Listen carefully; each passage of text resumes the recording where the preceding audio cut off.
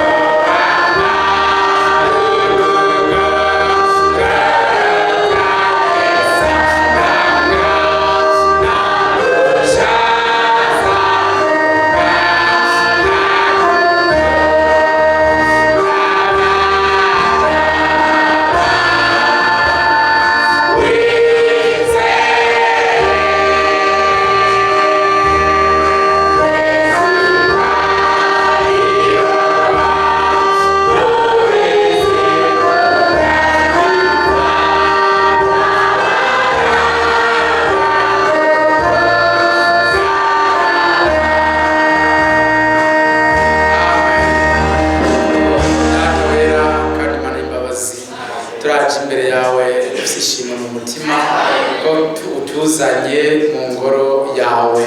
Niteka ntangere waduteye utwemera kuza gukorana mu izina rya Yesu Kristo.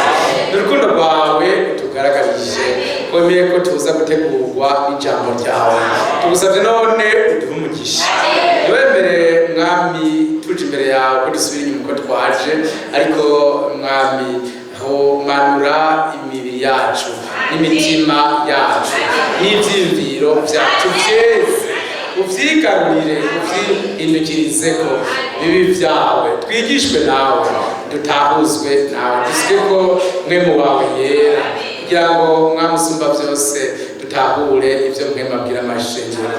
Urakoze uduhe umugisha kuri mugoroba ko tubisabye mu izina rya Yesu Kristo, amen. Amen. Imana ibaha umugisha mwinshi cyane mwese mu izina rya Yesu Kristo. Turasomera hamwe amajambo muri Luka igice cya 5, dusome rero ku murongo wa 12, dusome mu izina rya Yesu Kristo, amen. Luc chapitre 5 verset 12, dusome mu izina ry'umwami wacu Yesu Kristo. Ikindi gihe ari mu gisagara kimwe muri ibyo, haza umuntu ajejeta imibembe. Abonye Yesu yikubita hasi yubamye, aramwinginga ati, mugenzi, ukunze woshobora kumpanura.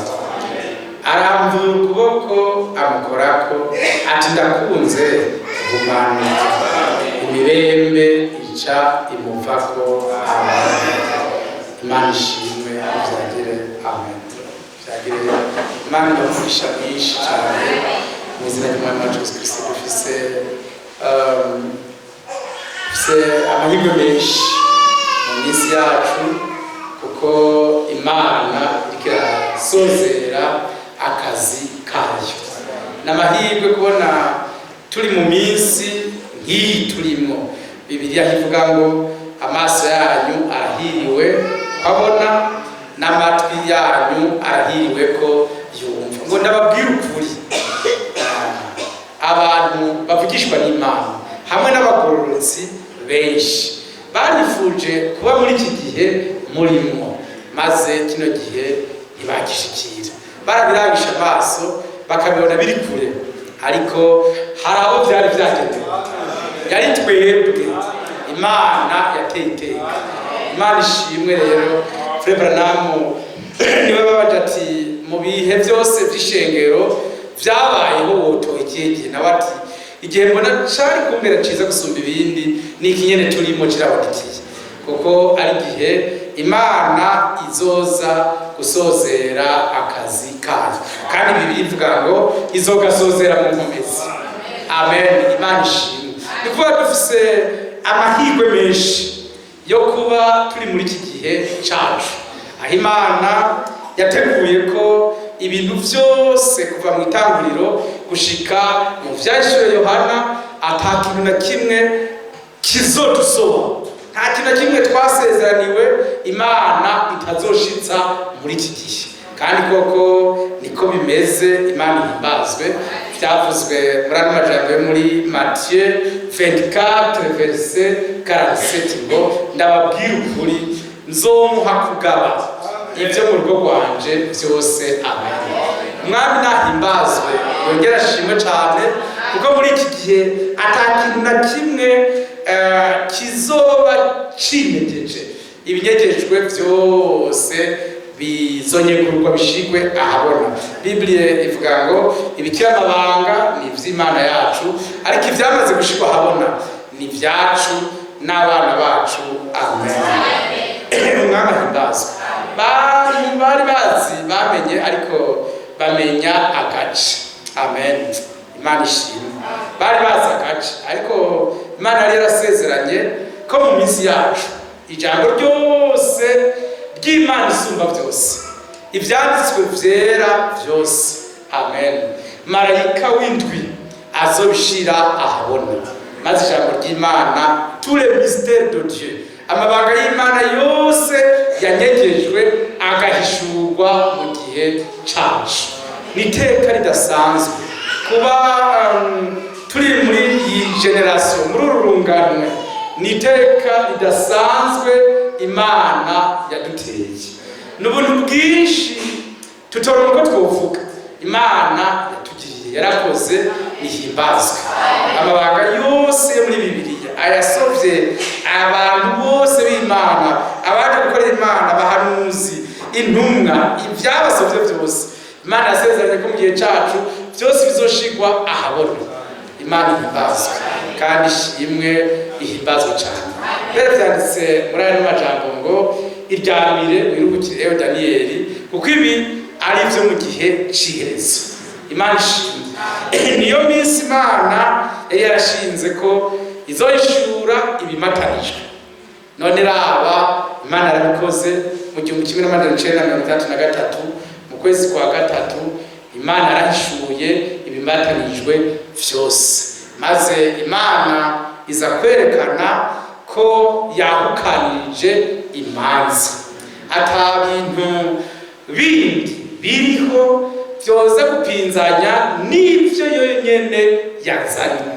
Imana ihimbazwe ko hari ukuri kumwe, hari ukwizera kumwe, hari na mwemwe. Imana yarahukanije imanza ubwayo, iza iherekeje ijambo ryayo. Le 28 février iraza mu bicu, iraza kwerekana ko ariyo mucamanza, iri mu bicu vyera. Imana iza gushinga intaye ko ibi atawuzobihaniriza, sibizoja mu rukinja rw'abakozi, mw'ishirahamwe mpuzamashengero rw'abantu bagira ico babivuzeko. Nta n'umwe yemerewe kugira ico abivuzeko, ni ivy'Imana yonyene hamwe n'abatoranijwe bategerezwa kuvyizera nk'uko Imana yabibahaye. Umwami ahimbaza. Ndifuza ko muvyumva neza kandi Imana yarakoze yaduhaye aya majambo atavuguruzwa, atabeshuzwa, Imana ihimbazwe. Nivyo vyanditse ngo kugira ngo bibiri ivy'Imana idashobora kubesheramo bitumare amazinda, twebwe abashikwako n'iherezo ry'umugambi w'Imana w'akakiza. Imana ishimwe cyane. Turi mu ijambo ry'Imana yonyene yaje gushingira intahe, iraryemeza ubwayo. Iraza, abafotografe barayifotora, ijisho rya kamera nk'iri dufise hano rirashobora kubifata, yaje kubifata kugira ngo bibe icemezo cy'uko ivy'Imana dushizemwo yonyene ari izoza kubihagarikira kandi ari izoza no kubisozera.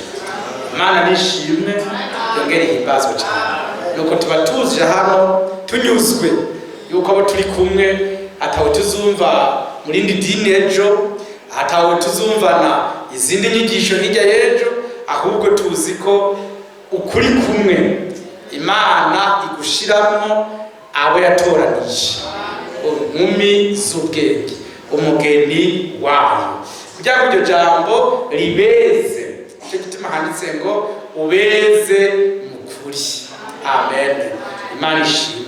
Ribeze ubuzimire bwose, ribeze gutahura nabi kose, ribeze insiguro zose mbi z'abantu zari zarabagiyemo, ribeze ibintu byose batahuye nabi. Imana ishimwe. Amen. Maze rimaze kubeza mu byo bari bafata kutariko, amaraso ya Yesu nayo aze atweze ingeso mbi zacu, imibereho yacu, ibikorwa bibi byacu. Umwami nashimwe. Imana yarakoze kudutera iteka nk'iri, icyubahiro kibe cy'Imana yacu. N'amahimbaza. Bien-aimé frère, dushimiye Imana rwose ko yatwinjijemwo kandi yaradushimye. Isi n'ijuru bitararemwa ibona ko yaduteye iteka, nuza estime, yabonye ko tubereye. Amen. Yabonye ko tubereye kwizera ibi twizeye, si ibyo twizanyemo, si twe twayicabuye, ariko niyo yaducaguye. Niko byanditswe muri Jean 15:16. Ni Imana ubwayo yaducaguye idushira muri ibi bintu turimo. Ni ukuvuga ntiturimwo ku bwacu ngo umuntu ahavaza yikorere ivyiwe, tubirimwo ku bwayo, tubirimo ku bwa Yesu Kristo. Tubirimo kuko hari umupasitori yabishatse cyangwa umuhari w'abantu wigira inama mutu. No, ni Imana yaduhase ibyo abantu batokwemera, abanyabwenge, abahanga, abarevera, ibyo batokwemera kujamo, Imana yabyinjijemo banyarucari kugira ngo niyabajani bashikanye iwayo izimaramaze abahanga n'abanyabwenge. Imana ihimbazwe noneho kuko iyo atabayo ntitwari kubitahura, ariko tubirimwo ku bwa Yesu Kristo, duhagaze ku bwa Yesu Kristo, tuzoshika ku bwa Yesu Kristo, tuzozuka ku bwa Yesu Kristo, tuzwezwa ku bwa Yesu Kristo, tuzozamurwa ku bwa Yesu Kristo. Byose umwami yatwinjije muri aka gakiza, yabiteguye abitwandika ko isi n'ijuru bitararema. Ni umugabane wacu. Imana ihimbazwe, yarakoze n'ishimwe ibihe bitazoshira, bibe mu mitima yacu tunyuzwe. Amen. Yuko abana b'Imana ariyo nyene izobeza, ibatunganye bose, ibashitse ku ntumbero yabahamagaye nyene ubwayo. Lui-même il va vous sanctifier. Amen. Amen. Imana ishimwe. Byanditswe mu Efeso 5 verset 26 gushika kuri 28. Wenyene atweze, atwishire turi shengero ritagira agasembwa n'injebejebe n'amarabaga, atwishire turi shengero ry'abera, abana bifura, amazina yabo yanditswe mu ijuru, atanditswe hano muri eglise. Tudaharurwa ngo ko nagamburukiye pasteur ndahiriwe ibintu biza kugenda neza, ahubwo tugambukira Kristo Yesu, iwe yabambwe ku bwacu, adushikana kumugisha twari twarasezeraniwe. Icoro kibiciwe mu izina rya Yesu Kristo. Imana ihimbaze. Kubw'uyo dufise amahoro. Amen. Kubw'uyo dufise umugisha, dufise umunezero ku bwa Yesu Kristo, dufise uburenganzira ku Mana ku bwa Yesu Kristo, dufise ivyizigiro kuko yabambwe ngo ivyo yazize tubihabwe. Nashimwe kandi cyane. Amen. Akira no mwisi Bibiliya niko yanditse mu mpande zose, yakoze ibikorwa vyerekana urukundo adufitiye. Amen. Akiri hano ku isi, mu vyanditswe na Matayo na Mariko na Luka na Yohana, bose berekanye urukundo adufitiye. Akiri hano ku isi. Amen. Apfuye apfa kugira ngo twebwe, mumbabarire, abantu twari tubohewe mu rupfu rugira ruturye. Amen. Il est venu nous sauver des griffes de la mort. Voilà. Yaje kutukiza turi mu nzara z'urupfu, ariyo turi kuko twavukiye mu cyaha, twari condamné mu buryo twavutsemo bwa buryo bwo gutegerezwa gupfa. Mais c'est dans ces griffes, ni muri ibyo byara by'urupfu yaje adusokoramo. Et il a accepté de mourir à notre place, apfa mu gishingo cyacu. Amen. Imana ihimbaze. Maze apfuye abaradukikije aravuga ngo byose birarangiye, tuba turakiza urupfu complètement pour toujours, tuba turose gucungurwa kw'ibihe bidashira. Amen. Imana ihimbaze. Yarapfuye azira twebwe. Amen. Yabaye nka wa mu ero ya umwami, maze abwira abantu, yari muri Suisse, abwira abantu biwe ati muze dutonde urugamba. Batonze urugamba basanga abo agiye kurwana ni benshi, bo bahonya mu isegonda imwe.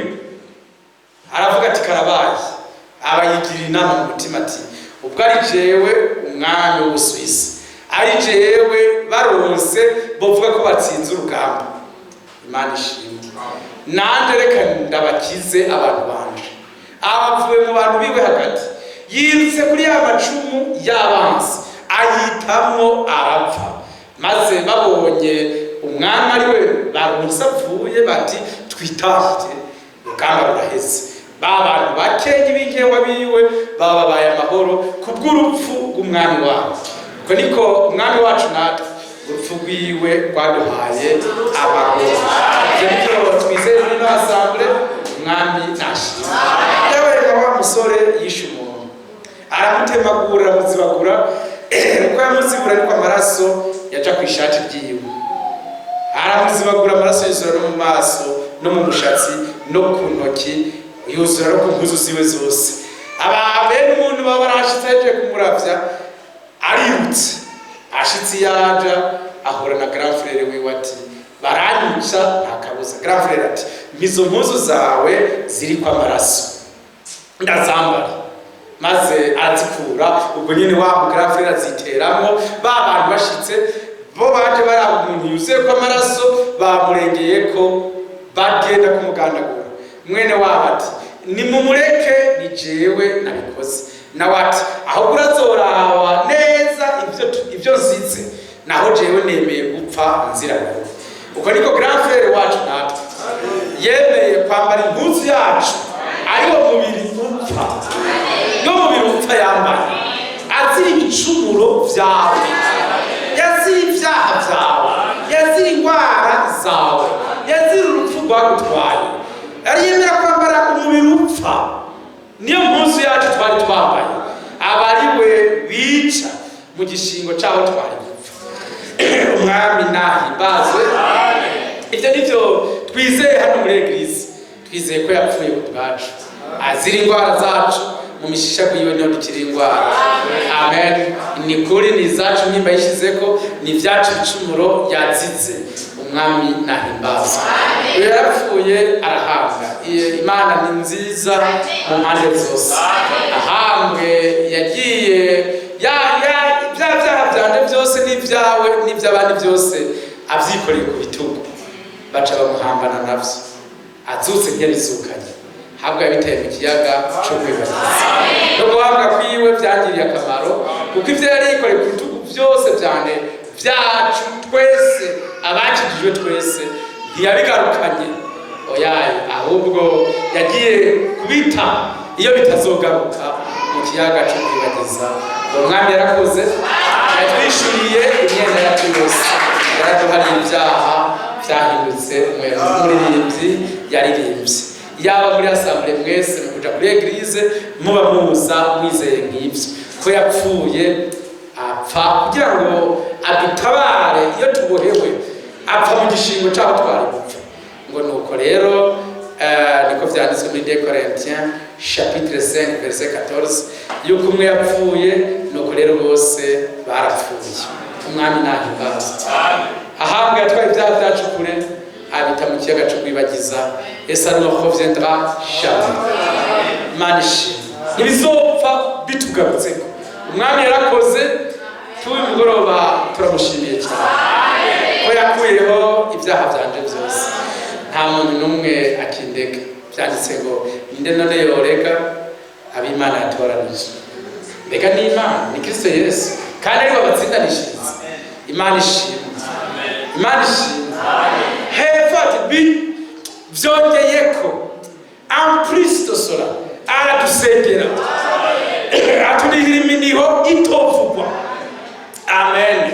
Nahimbazwe. Frere azutse, azukana intsinzi. Amen. Yarakoze kandi kuzuka mu bapfuye. Numva no mushimira cyane ku mugoroba kuko yarazutse mu bapfuye. Yarazutse mu bapfuye. Amen. Azukana intsinzi. Abaje kuzana la justification, icemezo. Amen. Yuko atangwara n'imwe izoduhorako. Yarakoze. Waye wese amenye ko azogera igihe akakira.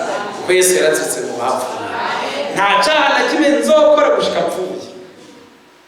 Ushaka uzogumunderetse, uzuraceceka, uzuracunga ati hano yacumuye naha yasubiriye, ariko umenye ko nazokigumamo gushika apfuye. Kuko Yesu yarazutse mu bapfuye. Il nous a justifié. Yadutsindanishirije. Ni kuvuga nta ngwara izohoraho, nta n'icyaha kizohoraho, nta n'intege nke zizohoraho, nta n'intambara zizohoraho, kuko byose yarabinesheje. Azuka bitsinze. Yarakoze. Abaraje dutsindanishiriza.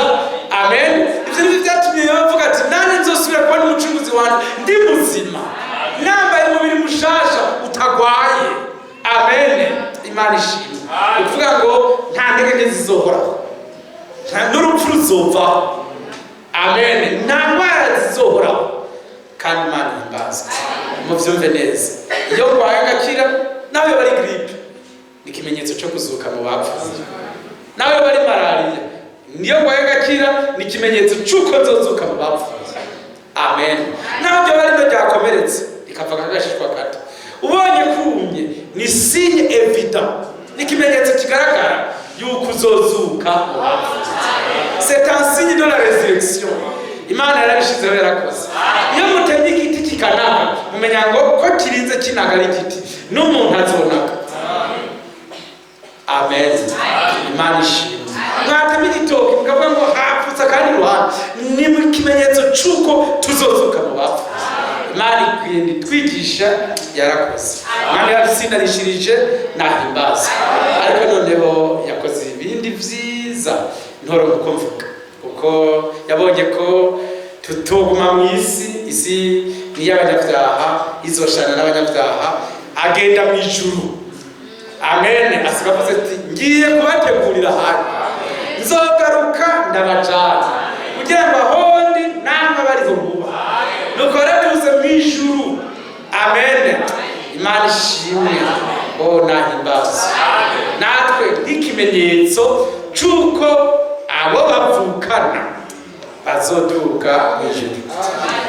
Imana ishimwe cyane. Bien-aimé, dufise Imana iboneka igaragara. Amen. Imana yaserutse, Imana yambaye umubiri iza kuducungura, iza kudukiza ibyaha. Nuko iyo Mana niyo twizeye yitwa Yesu Kristo. Kandi iyo twasomye hano ivuze ngo verset 13, aranyishura, aramvura ukuboko, aramvura ukuboko. Amen. Amukorako ati ndakunze umanuka. Wisevwe. Imana ishimwe. Haruguru hari handitse ngo wobikunda ati mugenzi ukunze woshobora kumpumanura, ubikunze woshobora kumpumanura. Amen. Uyu muntu icyo yamenye ni kimwe gusa, ese nshobora kuba umugoroba kikambamo nanje. Amen. Icyo yamenye ni kimwe gusa, yarahuye n'umugabo umwe wenyene qui a créé le corps, yaremye umubiri wiwe. Aravuga ati weho ndakuzi, ubikunze ubunyene imibembe njejeta yogenda sur place, kuko ni weho waremye umubiri wanje. Amen. Seigneur nawe ati ndabikunze kumanuka. Ako kanya imibembe imuvako, c'était fini. Icamukijije nukumenya uwo mugabo wariwe. Amen. Nivyo tuende kubona neza. Icakijije Yesu nuko bamenya, cakijije abantu nuko bamenya Yesu wariwe. Amen. Muri Jean 6 handitse ngo ubu nibwo bugingo budashira. Amen. Nukumenya Imana no kumenya uwo yatumye. S'il vous plaît frère, ndabinginze mu vyumva. Amen. Ce n'est pas un homme qui nous a visité. Si umuntu yitwa Branham yatugendereye, sivyo. Si umuntu yitwa Frank yatugendereye, oya. Ni Yesu Kristo ubwiwe mu gihe cyacu yari yarasezeranye ko azigaragaza muri ubu buryo yaserutsemo bw'ijambo rihishuwe. Yari yarasezeranye. Amen. Yuko azihishura mu minsi, quand le Fils de l'homme sera révélé. Yari yarasezeranye ko azihishura mu gihe cyacu. Amen. Imana ihimbaza. Byabaye kenshi kandi mumbabarire ndababwira. Byabaye kwa Abraham. Frère Abraham, amen, yakiriye abashitsi, ariko umwe muri bo yari Imana. Amen. Yambaye umubiri, aranabaza Imana, ariko umushitsi umwe yaramwinteresa cyane. Amenye uwari bati c'est vrai, uyu ni Imana yanje.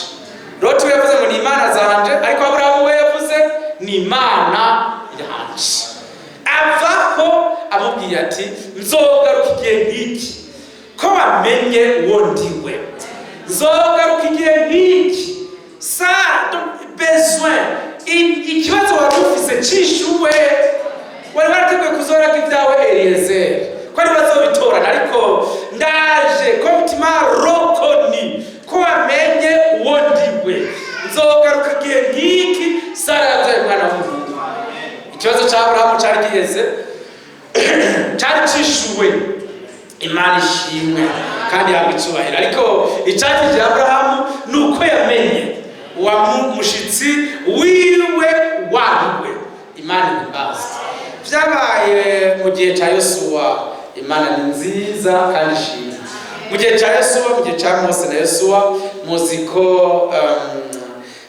Yosuwa yabonye umugabo afise inkota hanyuma aramubaza ati mbese uri uwo mu banzi bacu canke uri uwo mu bakunzi bacu maze uwo mugabo aramwishura ati je ndi umukuru w'ingabo zo mu ijuru amen Yosuwa yumva umunezero mwinshi amen kuko uwo bahuye ariwe chef supreme commandant supreme niwe mwene urugamba yumva ko intambara yiwe agiye kwitsinda yose nta kibazo yasuye kugira mu rugamba yararimo ibibazo byose byari byishuwe amen Dieu soit loué amen uwo niwe bari bahuye na Mose aramubwira ati nduwo ndiwe amen je suis genda ubabwire ngo ndiho yantumye niko Yesu Kristo yongeye kuvuga ati ndiho imbere yuko Aburahamu abaho jewe Imana ibahezagire imbere yuko Aburahamu abaho jewe ndiho uwo ndiho mu isezerano rya kera niwe ndiho mu isezerano rishasha uwo bahuye na Mose atavuga ati ngiye kurwana ntsinda nubwo nzi ubuhambazi bw'ingabo za Egiputa nubwo nzi bakomeye cyane je sais que je vais vaincre kubera Imana inyitangiye imbere amen Imana niyo yabanje kubwira ngo shira ukuboko kwawe mu kwawe agushirayo maze ukuboko kuza kw'imibembe subizayo murabizi ko byagenze ambwira atera inkoni hasi subibifate arayifata ubwo ababonye ati Imana bwite inyishuriye ijanye nanje gutsinda ingabo za Farawo nubwo zatsinze isi yose ntizigeze zitsinda Imana amen agenda atekanye cyane aremye amen abwira Farawo ati barekure bagende agitevye Imana iti ndaguha n'ikindi kimenyetso bwira ibikere byuzure hose ibikere biba byuzuye hose Farawo ati none n'ubundi yaragera ko barekura ati bwira ibibugu bikwira igihugu cyose bwira ibihute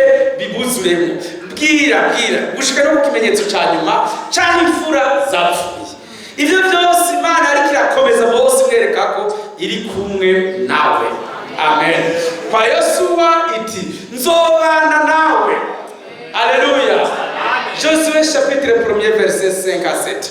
Nzobana nawe nkuko nabanye na Mose. Shikama ushirama. Imana imbaza. Yosuwa agenda azi iyo bari kumwe kwiri ku ruhande rwiwe. Amen. Ariko ushira ibyo Mose yakwigishije imbere yawe. Ubisome ijoro n'umurango. Ibyawe niyo bizoheza bigende neza. Imana imbaza. Bien-aimé, Yosuwa agenda atuje aremye kuko azi neza ko Imana bari kumwe. Amen. Abamwitambitse imbere ntibari bazi bangafise ariko yari azi ko Imana iza kubatsinda. Yatanguye urugamba zikaza gutsinda. Yorodani bamwitambika imbere ati nziko tuza kukwambuka. Turindiye gusa permission y'Imana isumba byose ayiturekurira turambuka nta kibazo. Amen. Imana ihimbaza. Bege imbere bahura n'impome. Ati Imana kwiza kwitegura n'ibizi nta probleme. Ahiza kuturekura ngo twinjire turinjira. Icyo nzi ni kimwe dutegerezwa kwinjira nta kabuza. Imana ihimbaza. Babayeho batuje mu mutima kuko bahishuriwe Yesu Kristo Kristo bahishuriwe Imana mu bihe byabo, bagiye bayizi, bazi imigendere yayo, bazi ibyo igomba, bazi ibyo yabashizemo, babihagazemo neza, nta kibazo na kimwe bari bafise. Amen. Niko byagenze kwa Gideyoni. Imana imubwiye ati wamuhiziwe, koresha inkomezi zawe uje gutabara Abisirayeli. Amen. Maze Gideyoni ati mwami, asanga ari we tuvuganye, ngira ngo isi ikimenyetso. Naho hari izuba ryinshi nari nanikiye, ibumera nanikiye ku mbuga, ndakwinginze bwose butote, ariko imbuga ntitote. Nanjye n'Imana ari mwego ku mbuga, ariko bwose bujoho. Imana imukoreye kuno. Arasubiramo ati ubu naho ndifuza ko imbuga yose itemba amazi, ariko nabwo nimukore ko n'imara imwe kandi bukiri hasi. Imana iti nta na kimwe ntashoboye, ibi yabimukoreye rero. Hababonye ati ndi kumwe nayo. Aha rero nta kibazo mfise. Amen. Nta kibazo mfise. Imana ihimbaza. Amen. Dieu vous bénisse. Yagiye gutera abansi azi ko mu ngabo ajanye n'ahari nke akanumwe aza kubavamo, kuko ari uwaragiye kurwana atariho. Imana ishima. Agenda yumva yoririmba mbere n'abasi yobahereza umugongo, kuko azi ko ataco baza kumugira. Nta probleme yari afise. Imana ihimbaza. Yumva n'abasi yobahereza umugongo canke akabatambira, kuko nabo bamutera icumu ntibamugema. Ngira ngo mwavyumvise. Kumwenge mwavyumvise. Reka tubisubiremo mu vyumve. Niko vyari kwa Dawidi, niwe nariko ndababwira. Frere David. Amen. Umuhanuzi Samuel yamurobanije amavuta, atugiye kuba umwami w'Abisirayeli. Sivyo none? None sivyo? Ntibamurobanije amavuta, atorerwa kuzoba umwami wa Isirayeli. Sawuli nawe ati nzomwica atarabiba. Ngo rero Sawuli ariko arapinzanya n'Imana, nzomwica atarabishikira. None Frere David yagara kutahumirije ati tera icumu, rigaca akumva ntaza kumuhusha, ariko iryo cumu Imana ikarikatisha rigaca nko ngaha. Nawe akamuhumirije ati sawa, subira utere n'irindi, naryo rigaca nko ngaha, nko mu ruhande rw'ugutwi akantu gatonya, akinumira ati nari naryo usigaranye, nibagutore nawe wamaze gutera yatere, kubera azi iyamutoreye kuzoba umwami ni Imana isumba byose. Nta probleme n'imwe afise. Amen. Araremye mu mutima. Amen. Imana ishimwe nihimbaza. Que Dieu soit loué. Yagiye yumva ripoza ati nta kibazo na kimwe mfise, natorewe kuba umwami. Kandi n'uburyo rero ko Imana ari kuba umwami na Goliath ndamutsinda. Nta probleme. Konzi ntabwo no umwami yaneshejwe, agenda kurwana azi Imana bakorana n'imigendere yayo. Agenda guhangana na Goliath azati imbere urahejeje kwitsinda kabaye. Ubwo bubahutse ugatuka Imana ya Isirayeli, la vraiment naho ntogutera ibuye wapfuye vyaheze. Imana ishimwe. Nyamwavyumvise. None ntabwo ari we yamwishe, habwe n'Imana yamwishe. Ntabwo ari Dawidi yari muteye, habwe n'Imana yari muteye. Ko nta muntu n'umwe ibuye ririnjira byatewe n'akagabo katagira ingufu k'intonyozi nka Dawidi, bagaye bose atanumwe agashimye, kashimwe n'Imana yonyene. Nta wundi we riragira nk'ivyo byagiriye Goliath, kandi yaragize entraînement y'Abayisilamu yo kubita umutwe hasi. Wari umutwe ukomeye hano mu ruhanga, hari harirabuye kwa Goliath kubera entraînement n'amapompage n'ibindi bitari bimwe, nta muntu banganye uruhanga. Ariko we yatewe ibuye n'Imana isumba byose. Ibuye Imana yacamuye kandi ryaramwishe. Imana ishimwe. David agenda ari simple, afise umutima uremurutse, afise aremye atabwoba afise, atsinda uwananije ingabo zose za Isirayeli yabateye ubwoba.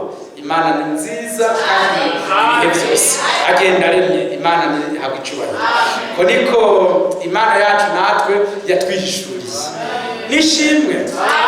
Twarejwe n'amasuka yo mu mpeshi, n'imfashanyo, n'abafrere beza, n'ubwiza bw'abafrere siko bwatuzanye. Twazanywe n'ubwiza bwa Yesu Kristo. Ari we nyene aje kutwitorera iyo twari turi. Amen. Nta mfrere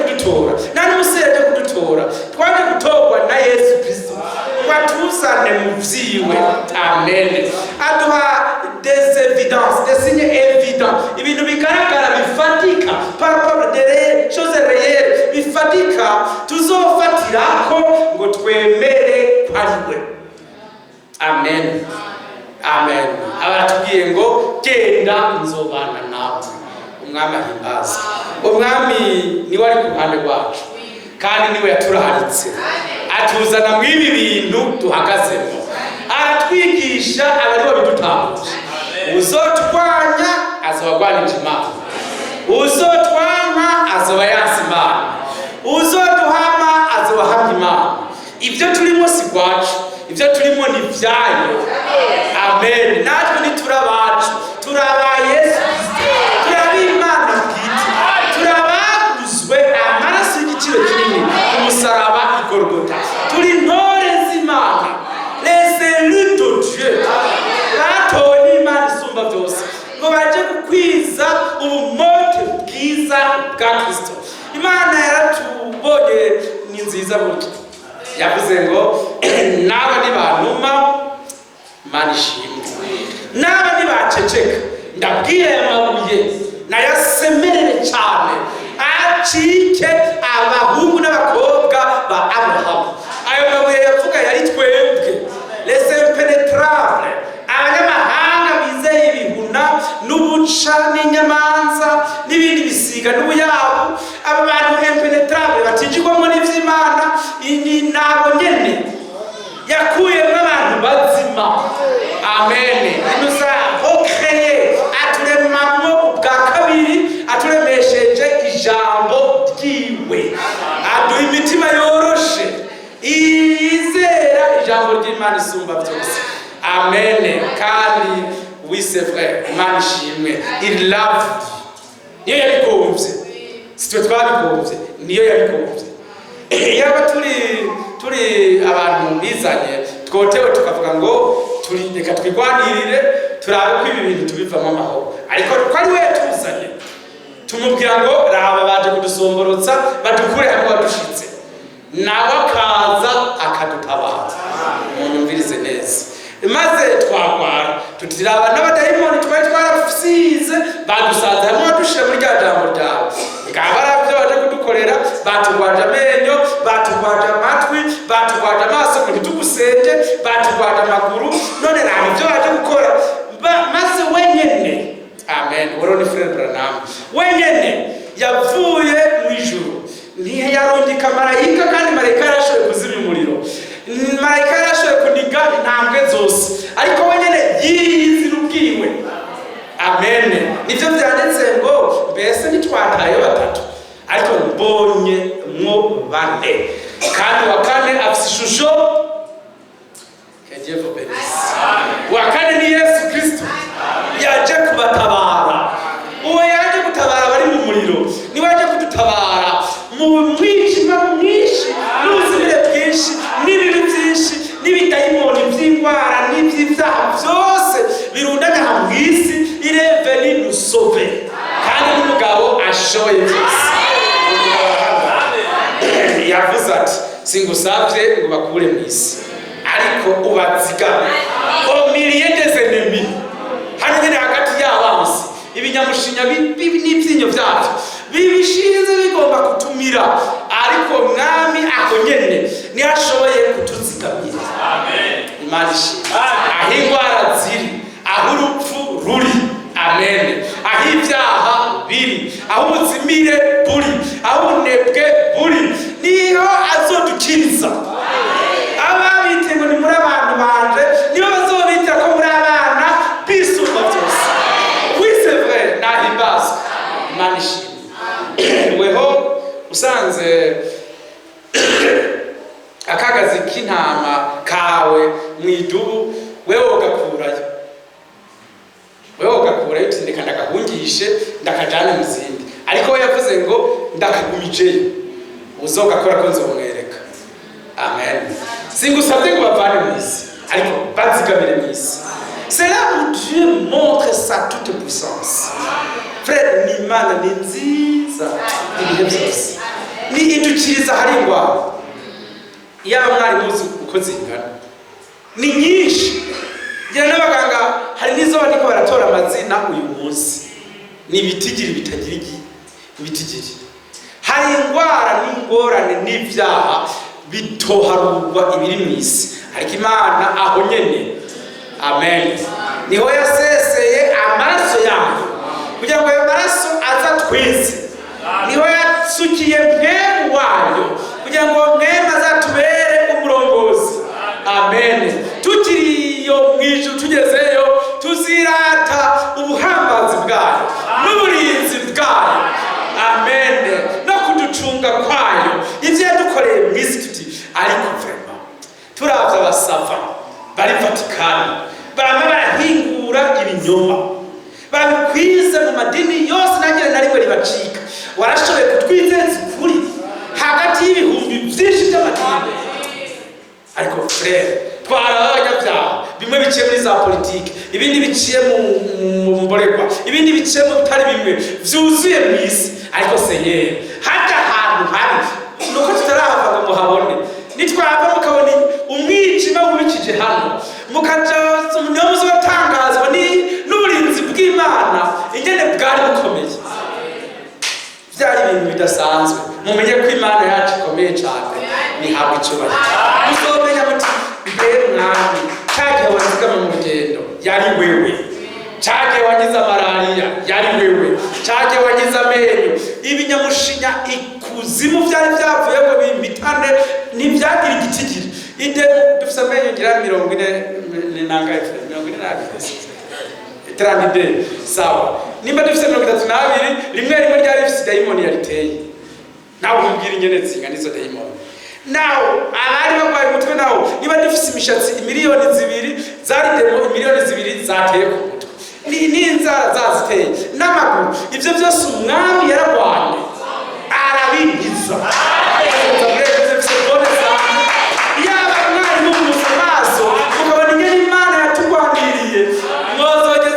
Mushima muti mwami nukuri utuvanye kure tutaravuga ibyaha navyo. Ingene hari imitego myinshi, ururimi rwacu, amatwi yacu, ivyo yumva n'ivyo tuvuga vyose biba haba hari umutego.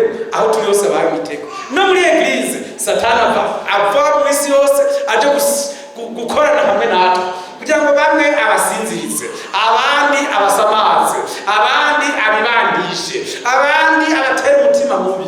Abo bose bazomucika kuko ibivandishwa vyiwe bizohera, amen.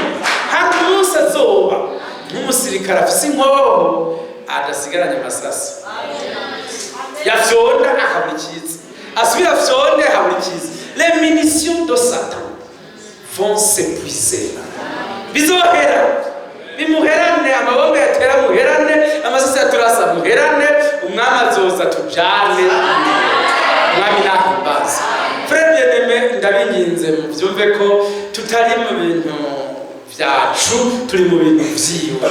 Kandi il veut, je le veux, sois pur, sois net. Ndabishaka humanuka, umwami aragomba ko tubabera, ko abishaka azona bidushitsa. Umwami aragomba ko dukira indwara, ça c'est vrai, niwe wenyine azidukiza. Ko abishaka zose tuzozikira. Umwami aragomba ko tuja mw'ijuru, ko abishaka tuzojayo, amen. Arashaka ko tubabera, ko abishaka tuzobabera. Ashaka ko tuzuka mu bapfu, ko abishaka bapfuye bazuzuka. Kipezi ya sa volonté. Ndizogara imbere y'Imana bombo. Personne nta numwe ari merci frère. Nta numwe ari, ariko ibyo umwami ashaka vyose bizoba. Amen. Nahimbaza. Arashaka ko tubabera. Arashaka ko muwera cyane. Nawe vyemere nawe. Ndazi ko ashaka ko muwera. Aha ndazi ko arashaka ko tudasaza. Frère, nawe usaza kumumenga buriyongeranije umuntu w'imbere, Imana igumukora. Igumukora kugira iza twambura umuntu w'inyuma ashaje, itwambike itoto rihora. Imana iri ku kazi. Dieu veut que tout le monde soit sauvé et parvienne à la connaissance de la vérité. En tout cas, Imana ihimbaza. Imana ishaka dushyireho kumenya ukuri. Amen. Imana ni nziza ibihe byose. Niba mubona tugeze aho tugeze ni ku Imana ibishaka. Amen.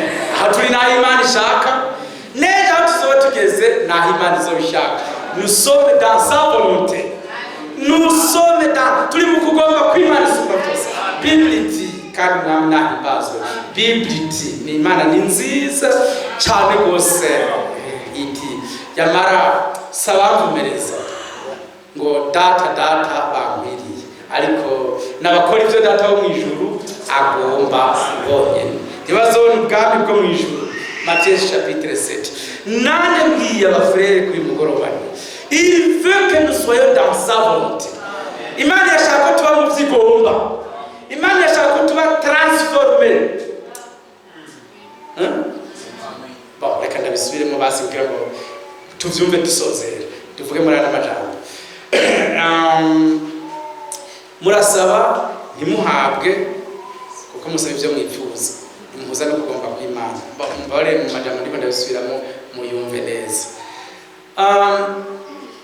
Je nshaka kuba wera, ni sawa, ndavyifuza cyane, ariko hari ubyifuza gusumba jewe. Ni kuvuga tubaye babiri, wera nawe utumfasha, nawe ukirekera dusome. Turi kumwe n'ubishoboye kandi abishaka. Je nshaka gukira, we nawe watakuti je suis contre. Bon, ndanse gukira ukuguru, urashaka uje kubapfumu n'abarozi, ariko usumba abapfumu n'abarozi. We nawe nanje, twe nawe dushaka ko nkira. Amen. Kandi washaka twe uwo turi kumwe ni wakiza. Amen. Uwashaka ko nezwa niwe yeza. Amen. Uwo dusangiye iminiho. Amen. Ni washaka ko nja mu ijuru ni nawe atanga. Turiko turasenga rero, nutamfasha arumfasha. Turi kumwe? Bien. Nutamfasha arumfasha. Nitutajana mu rugendo hari undi turi kumwe. Ese ma sécurité. Niwe mutekano wanje, niwe mahoro yanje, niwe vyizigiro vyanje, niwe kazoza kanje. Il est avec moi, ari kumwe nanje. Imana ishimwe. Nahimbazwe. Uyo turi kumwe. Amen. Reka ndabisubiremo kugira abafrere bavyumve. Uyo Yesu Kristo. Amen. Yari kumwe na Mose. Ico gituma Mose atariwe yo kwitirirwa ibyakozwe, ariko ni Uhoraho yavyitiriwe. Amen. Imana ishimwe. Yesu warumwe. Yari kumwe na David. Ico gituma David atoririmba ngo nakoze. Habwa avuze ngo Uhoraho yakoze. Amen. Nanje ko turi kumwe sinzirata ngo ahubwo nzovuga ngo yakoze. Yamvyuye gusenga nahimbazwe. Amen. Yanahuje ivyanditswe nashimwe. Yanzanye muri eglise nahimbazwe. Yandinze ntashe yakoze. Yanyijije ingwara yakoze. Il est avec moi. Kandi ivyo byose nshaka nawe nivyo ashaka. Amen. Mbere bishaka kunsumbya. Arashaka ko nkira gusumba uko jewe nshaka gukira. Arashaka ko mbuwera gusumba uko jewe nshaka kubuwera. Imana ishimwe. Uyu niwe turi kumwe mu rugendo rwacu.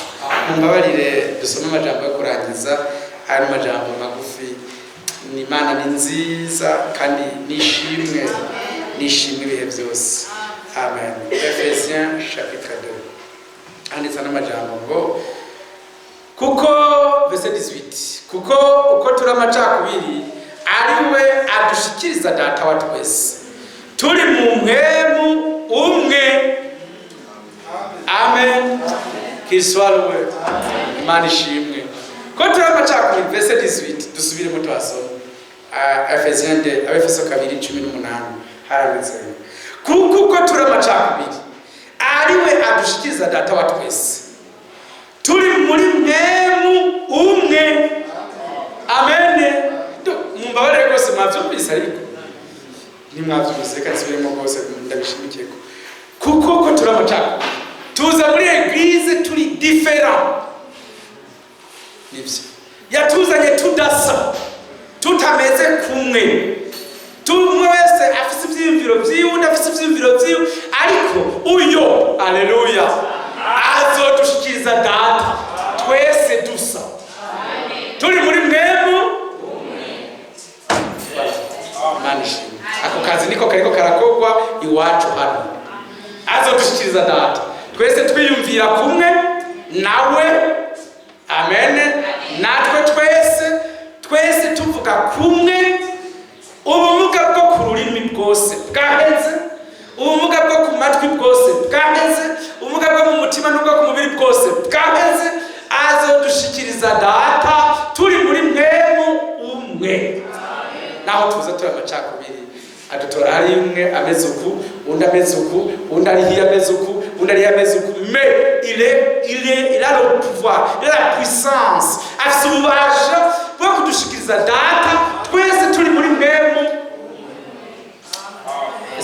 ese nk'ubu batera ibishinge birebire bibinjiza muri ivyo bintu mwese mukumva muti ariko dupfa iki na sera namba ari madame wa mwashwanye mupfa iki ariko namba ari umugabo wa mwashwanye canke umufurere mwapfuye ibintu mupfa iki frere ko muzoshikira data mwese muri umwe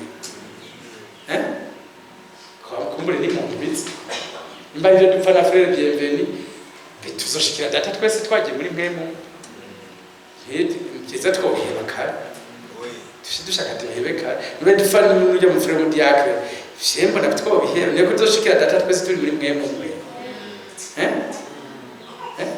basi reka dutangure gutya umuntu umwe ati jengiye Bujumbura n'amaguru ndazi kwatambuka wamukenewe jengiye n'ikidigidigi c'igiti ubu nawe ati pombafu jemfise ikinga ubu natareka urafise icyo uvuga mfise derayere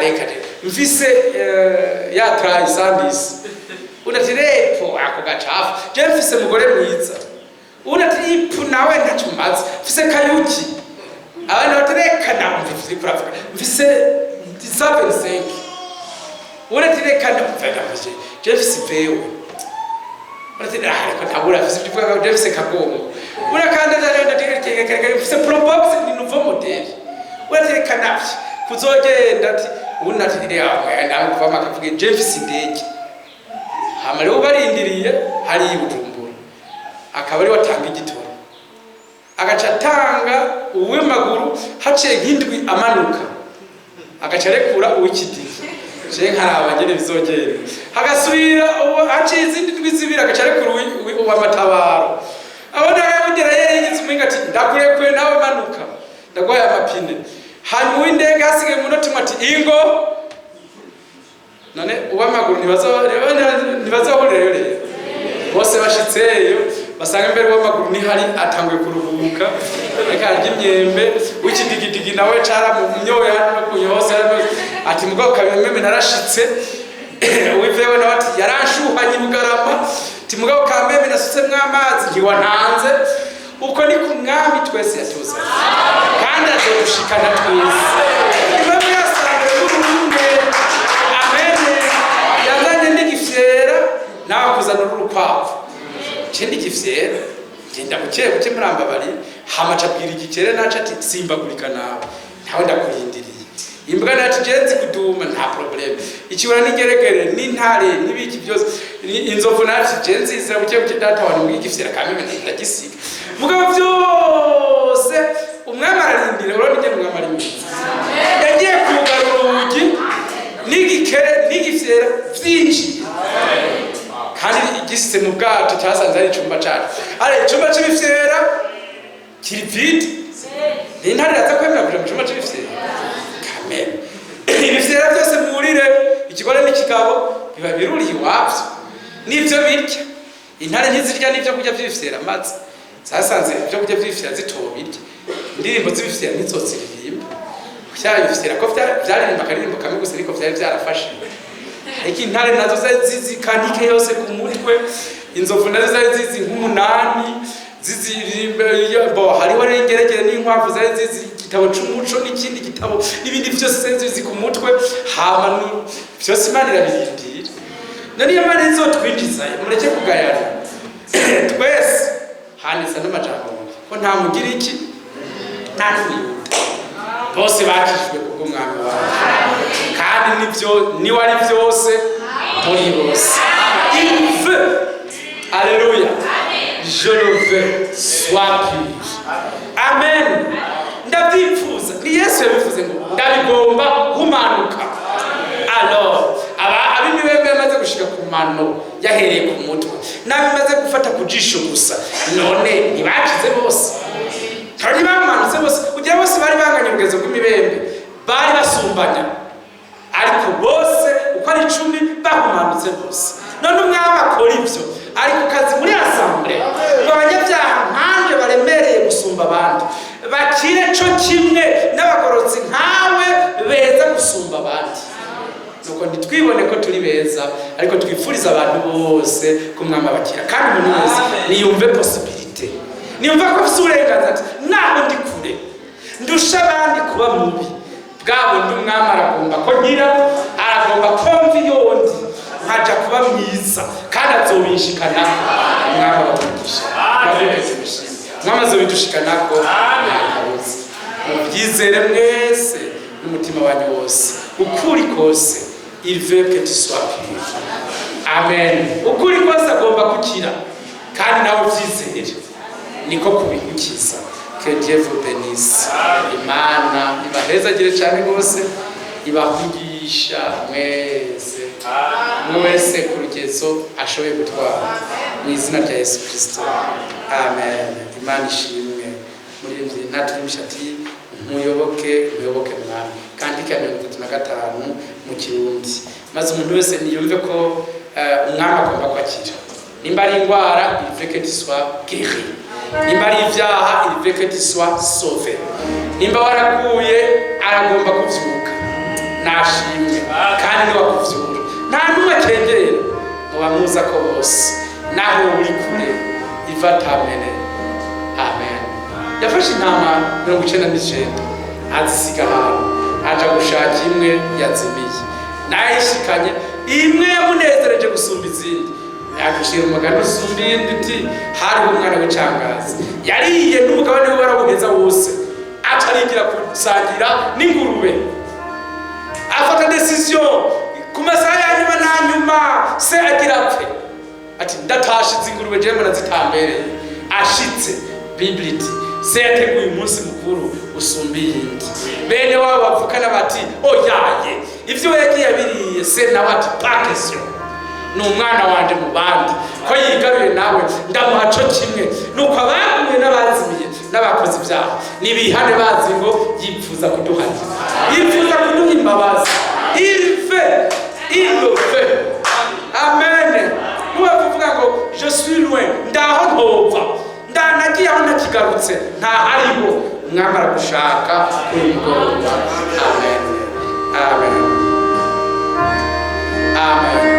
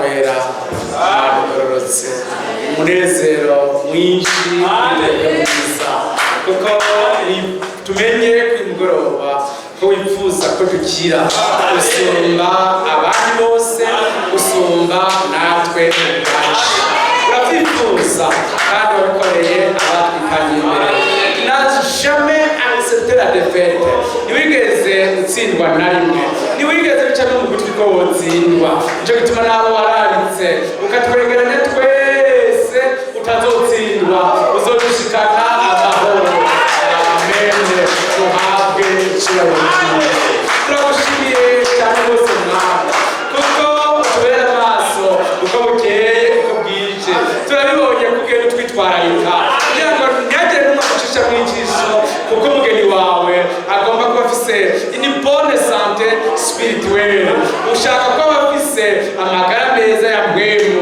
n'amagara meza y'umubiri bakabona koko ko duteretswe n'Imana isumba byose uwaturambiwe ko twaza hafi kugira ngo atugaburire atwambike adukize atwoze atuhabire oh merci Jésus uhabwe icyubahiro ushimiye cyane wari umubyeyi nkawe umuhererezi mukuru ababarana natwe atwitwararika ku murango no mu ijoro ku murango wababera igicu mu ijoro ukababera umuriro wo kubamurikira natwe ubwo ni kutumurikiye muri ino nzira tuzosubira tuzakenera ubwinshi ikimana duhamagariye tuzodushikako idonga y'igorogota uzobishikako ino papa eshuwe uzigera unanirwa mwawe urakoze heza gira imitima yose iri hano ubaye kukwizera twese tugiye kukwizera tureme mu mitima kuko yaduhamagaye izodushika kuri byose yaduhamagariye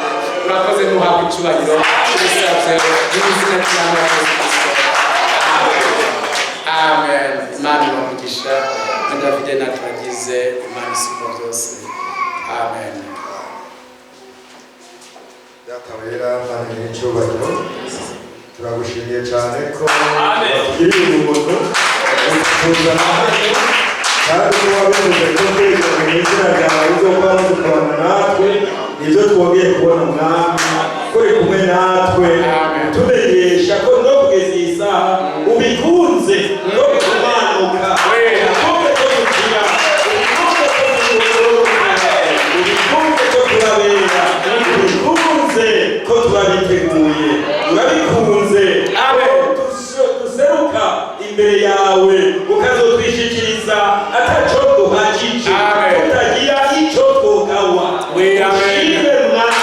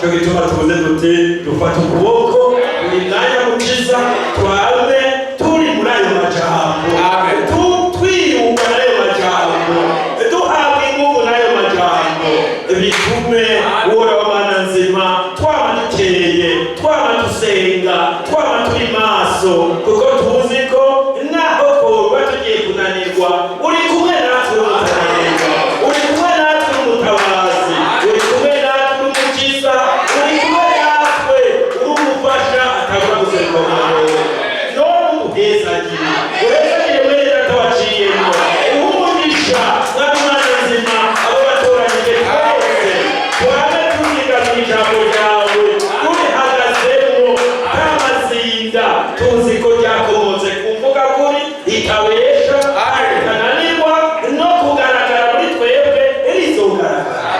urakoze uduheza cyangwa umugisha mwami Mana nzimukiza abarwaye umwami uragomba ko bakira ubyura baguye uragomba ko bakizwa mukiza mwiza uko bahumanye bajya abanyamibembe abari guhumanura twese udukuremo ikibi cyose n'ubumuga bwose maze tuse nkukusa tubone nkukuvuga tumegere nkukugenda kuko ari byo watugeneye ni mu izina rya Yesu Kristo umwami wacu bisabye amen. Que Dieu vous bénisse.